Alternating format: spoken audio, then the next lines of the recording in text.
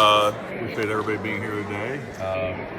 We worked through a rigorous process this week, followed our process on House Bill 1032. Appreciate the tremendous work of Representative Smaltz and what he did. I appreciate the conversation here today, and look forward to seeing getting this bill through the House. Mr. Speaker, how exactly are counties going to pay for the work that is inevitably ahead of them if this bill does end up passing out of the Senate?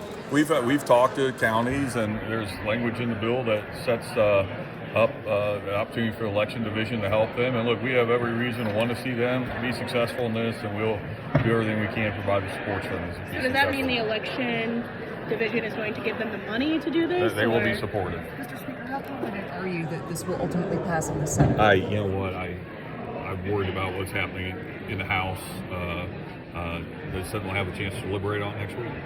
I saw you working the floor a little bit. Do some of your members need convincing on this, or? Oh no, we were actually talking about a lot of different things. Have you had a chance to speak to Senate President Pro Tem about this bill at all today, about it, or where the bill will go from here? No, I'm sure the Senate follow their processes like they always do, and I have a tremendous amount of respect for Senator Brett and what how he will handle it. In committee, almost everybody spoke against this idea.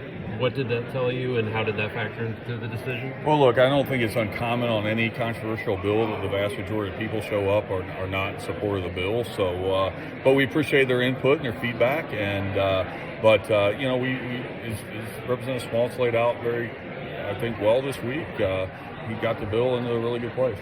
How do you respond to the complaints that the capital city, Indianapolis, is going to not have a unified representative anymore?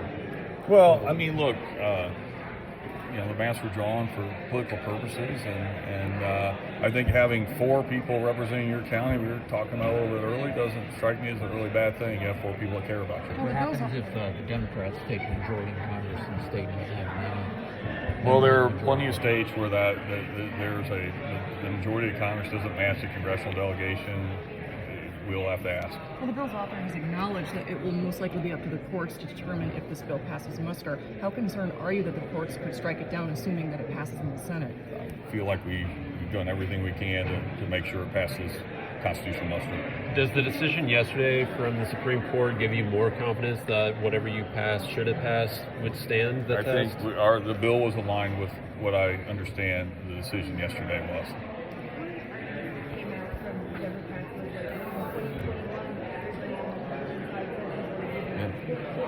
Well, I did.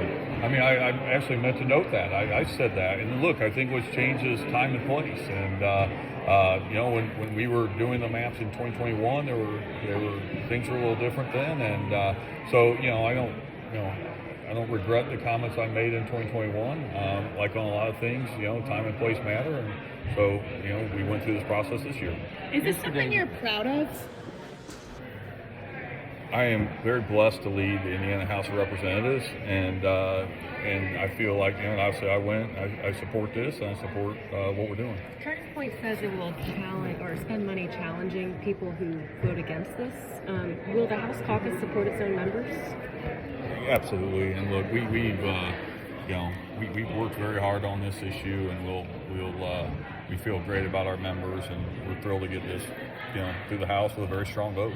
If yesterday the governor said that the Senate will vote this down, it's not going to go away, is what the White House has put into it. Do you worry about that happening, this pressure if the Senate does? I'm not sure I know exactly what that means, to be honest with you, Tom. I'm not sure what he was referring to. Did you feel pressure from the White House to redistrict, though? Is that what initially made you guys want to take this up? No, look, I mean, obviously we had conversations. It was no secret. It was reported on a lot by Adam about conversations that were had. And but no, I mean, look, we talked about it. The environment. We don't operate in a vacuum. I mean, really, pretty dramatic steps were taken in California and Virginia. Recently, and I think for a lot of us that told us like this is not an Indiana issue, this is a national issue, and Indiana can't bury its head in the sand, but it has to be engaged. If the Senate, If the Senate shoots it down, is there any space for it to be brought back? I'm not. Look, it's been a long week. We'll deal with whatever happens. Were there any threats of financial retribution in some form or fashion from the White House? Any of those concerns that ever? Never had that at all. Speaker, the max is currently passed for the House. How confident are you that that will yield a 9-0 Republican congressional split in 2020? I think if you look at the political data that was used in consideration of mass, I feel very good. You said in the past that you weren't exactly happy, just paraphrasing, with the political climate that's led to all of these changes happening in different states. Is this something that you feel like is going to allow you to feel better about that, or do you think that the political climate is just going to be where it is? Well, look, I think I want to be fair to this week, and I should have said this. I said this in my remarks. I can't be more appreciative of my colleagues on the Democratic side. They fought and they advocated for their issue and their constituents, and I really, really appreciate that. I think the political climate that many people see and hear isn't the political climate many of us experience.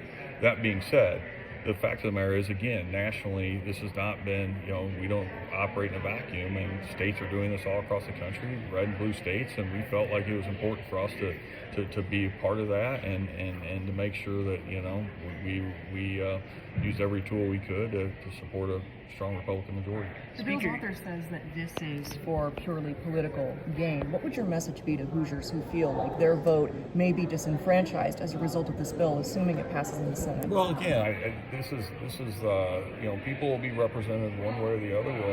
Every Hoosier will have a congressman or woman after this, and we'll have opportunity to work with that person.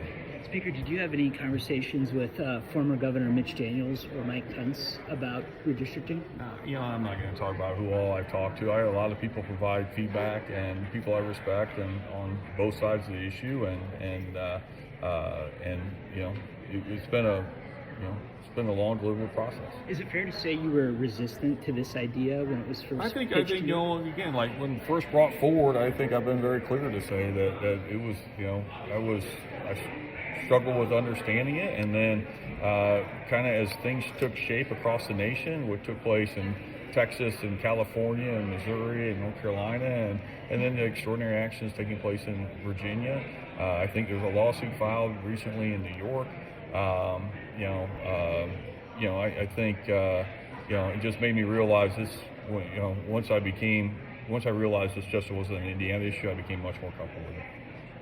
All right, thank you guys. Enjoy your afternoon. Thanks for hanging with us.